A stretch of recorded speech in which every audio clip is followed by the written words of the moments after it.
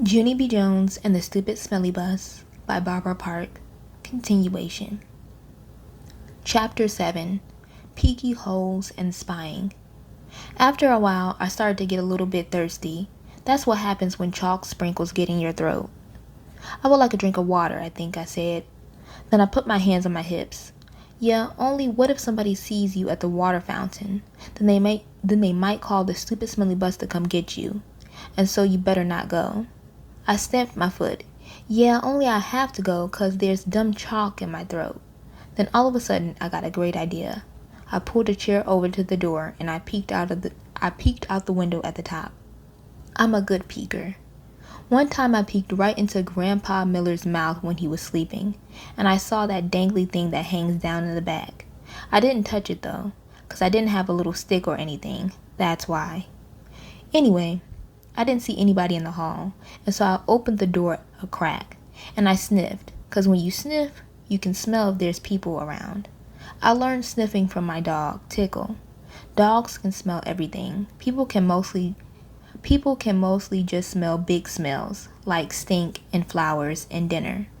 Nope, don't smell anyone, I said. Then I ran to the water fountain and I drank for a long time, and nobody tapped on me and said, "Hurry up, girl." After that, I stood on my tippy toes, and I tippy-toed to the media center, 'cause I love that place, remember? The media center is kind of like a fort. The shelves are like walls, and the books are sort of like bricks, and you can move some of them around and make peeky holes. Peeky holes are what you spy out of. Then, if you see somebody coming, you can make your breath very quiet, and they won't find you. I spied for a long time, but nobody came. The only people in the media center were just me and some fish. The fish were in a big glass tank. I waved at them in there. Then I stirred them with a pencil. I love fish very much. I eat them for dinner with coleslaw. Just then I saw my most favorite thing in the whole world. Its name is an electric pencil sharpener, and it was sitting right on the librarian's desk. "Hey," I said, very excited. I think I know how to work that thing." Then I looked in the desk drawer, and guess what? There were lots of brand new pencils in there, and so I sharpened them. It was funner than anything, 'cause an electric pencil sharpener makes a nice noise, and you can make pencils as teeny as you want. You just keep pushing them into the little hole, and they just keep on getting teenier and teenier. It doesn't work on crayons, though. I tried a red one. Then the pencil sharpener slowed way down, and then it made a rrrr sound. And after that, it didn't go anymore. Just then I heard a noise. It was walking feet, and it made me scared inside, 'cause I didn't want anyone to find me. That's why. And so I squatted way down and looked around my peeky hole. Then I saw a man with a trash can. He was singing "Somewhere Over the Rainbow." That's a song I know. It's my favorite movie, which is called The Wizard of Oz. The man with the can didn't see me. He walked down the hall. Then I heard him go outside. I stayed squatted down for a long time, but he never came back. "Whew, that was a close one," I said. And so then I ran to find a better place to hide. Chapter 8. The Dangerous Nurse's Office. Guess where I ran to? Straight to the nurse's office, of course, 'cause there's those little plaid blankets to hide under. There's other neat stuff in there too, like a scale to weigh yourself and a sign with a giant E and other letters. The nurse uses the sign to test your eyes. She points to the letters and you have to yell out their names. You have to yell the E the loudest. That's how come it's so big. And guess what else I saw in the nurse's office? Band-Aids, that's what. I love those guys. They were on top of the desk, and so I opened the lid and sniffed them. I said, 'cause Band-Aids smell just like brand new beach ball. Then I dumped them out. They were the most prettiest Band-Aids I ever saw. They were red and blue and green and also yellow, which is the color I hate. And there were different shapes too. There were squares and circles, and some were that very long kind, which are called tangles, I think. I put a green circle on my knee. That's where I fell down on the sidewalk last week, and it's mostly all better now. But if I press it very hard with my thumb, I can still make it hurt. After that, I put a blue tangle on my finger. That's where I got a splinter from the picnic table. Mother pulled it out with tweezers, but there's still some table in there, I think. Also, I put a red square on my arm. That's where Tickle scratched me, because I got him all wound up. Just then I saw the nurse's purple sweater. It was hanging on her chair. I put it on. "Now I'm the nurse," I said. Then I sat down and I pretended to call the hospital. "Hello? Hospital? It's me, the nurse. I need some more Band-Aids and some aspirin and some cherry cough drops. Only not the kind that makes your mouth feel freezy. And I need some lollipops for when kids get needles. And also, I need a little stick or something in case I have to touch that dangly thing that hangs down in your throat." Then I pretended to call room 9. "Hello, Mrs. Please send that Jim to my office. I have to give him a shot." Just then I saw my most favorite thing in the whole world. They were near the door, and their name is crutches. Crutches are for when you break a leg. Then the doctor puts it in a big white cast with just your piggies sticking out, and you can't walk on it. And so she gives you crutches to swing yourself. I ran over and picked them up. Then I put them under my arms, only they were way too long for me, and I didn't swing that good.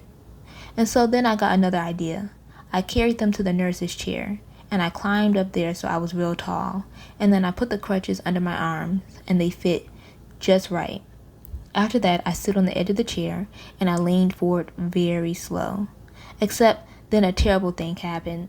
The chair was on wheels, and it rolled away from my feet, and I got stuck on the crutches way high in the air, and I was very dangly up there. "Hey," I shouted, "get me down from here."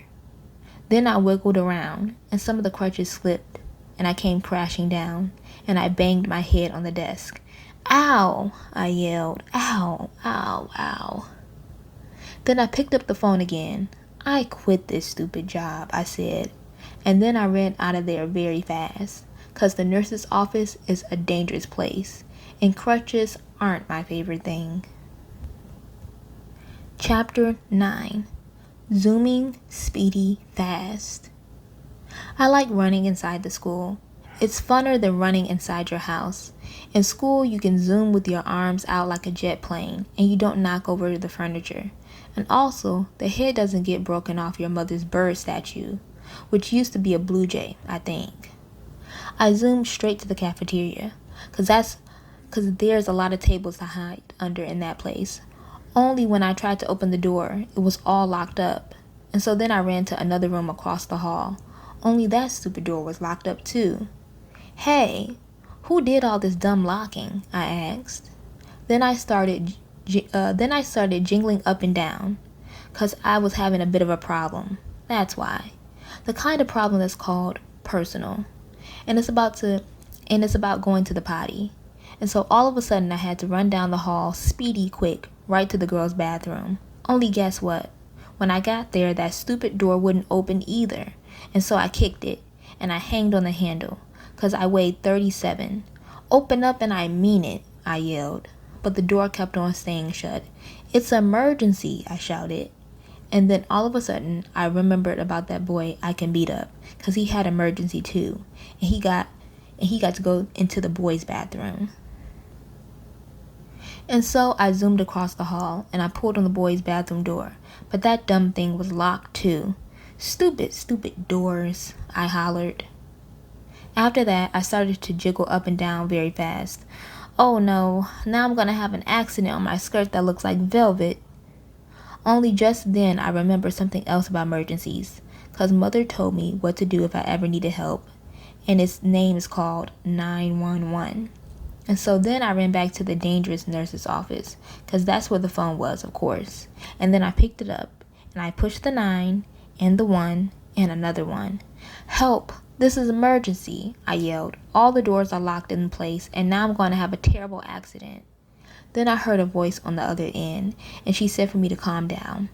"Yeah, only I can't, 'cause I'm in big trouble, and I'm all by myself, and I need help real bad." Then the lady said to calm down again, except for I couldn't stand still, and so I just hung up and ran right up out of there.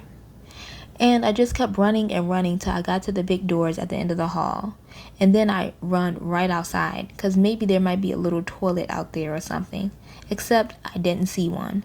All I could hear was sirens. Loud sirens were all over the place, and they kept on getting closer and closer.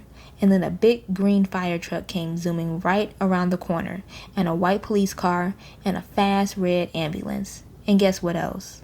They turned right into the school parking lot. And so I stopped jiggling for a second, and I sniffed the air. Only I couldn't smell any smoke. Then I heard a grouchy voice. "Hey, hold it, Missy," it yelled. And I got very scared inside, 'cause Missy's my name when I'm in trouble. I turned around. It was the man with the can, and he was running at me. "Hold it right there," he hollered again, and then I started to cry. "Yeah, only that's the trouble. I can't hold it," I said. "I already holded it all I can, and now I'm having an emergency. And all the bathrooms are locked, and now I'm going to have an accident very quick."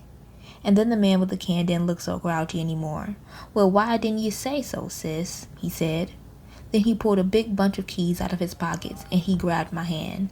And then him and me zoomed back into the school, speedy fast. Chapter 10. Me and that Grace. The man with the can unlocked the girls' bathroom for me, and I ran right in there. And guess what? I made it. That's what. I didn't have an accident on my skirt that looks like velvet. "Oof, that was a close one," I said. Then I washed my hands at the sink, and I looked in the mirror, and the gold star was still on my forehead. It looked very beautiful up there. After that, I went into the hall, and the man with the can bended down to me. "Everything okay, sis?" he said, and so I nodded my head. "I holded it," I said, very happy. Then all of a sudden, there were lots of people running at us. There were firemen and policemen, and there was a tall lady rolling a bed on wheels. "Hey," I said to the man with the can, "what happened? Did someone get run over in here or something?" Then I saw Mrs. and Principal and Mother, and they were running at us too. And then Mother bended down and hugged me very tight. After that, everyone started talking at once, and nobody was using their quiet voices, and nobody was smiling either. Principal started asking me a jillion questions. Mostly, there were questions about hiding in the supply closet. "I'm a good hider," I told him. Principal acted a little bit grumpy. He said I wasn't allowed to do that anymore. "When you go to school, you have to follow the rules," he said. What would have happened if every boy and girl hid in the supply closet after school? "It would be very smushy in there," I said. Then he made his eyes frowny. "But we wouldn't know where anyone was, would we?" he said. "Yes," I said, "we would all be in the supply closet." The principal looked up at the ceiling, and I looked up too, but I didn't see anything again. After that, Mother looked at my band-aids. "Did you hurt yourself?" she asked. And so I told her all about the dangerous nurse's office. And then I showed her the nurse's purple sweater, and she made me give it back. After that, everybody started leaving. The firemen and the policemen, and also the tall lady with the bed. Then finally, my mother got to take me home. And guess what? I didn't have to ride on the stupid smelly bus. Except the car wasn't that fun, 'cause Mother was grouchy at me. "I'm sorry the bus wasn't fun for you, Junie B," she said. But what did you do? But what you did was very, very wrong. Didn't you see all the commotion you caused? You had a lot of people very scared." "Yes, but I didn't want chocolate milk poured on my head," I explained to her. "That's not going to happen," growled Mother, "and you can't just suddenly decide for yourself not to ride the bus. Hundreds of kids ride the bus every day, and if they can do it, you can do it too." Then my eyes got wet again. "Yeah, but there's meanies on that thing," I said all sniffly. Then Mother stopped being so growly. "Well, what if you had a friend to ride with?" she said. "Your teacher told me there's a girl in your class who will be riding the bus for the first time tomorrow. Maybe you can sit together. Would you like that?" I made my shoulders go up and down. "Her name is Grace," said Mother. "Grace?" I said. "Hey, I know that Grace. I learned her today." And so when we got home, Mother called that Grace's mother, and then they talked, and then me and that Grace talked too. I said hi, and she said hi, and she said she would sit with me. And so tomorrow I get to take my little red purse on the bus and I get to put it on the seat next to me so nobody would sit there. Nobody except for that Grace, of course. And then she and me might get to be buddies and we can hold hands just like me and Lucille. And I would like that, I think. And guess what else? Tomorrow I think I might like that yellow a little bit too.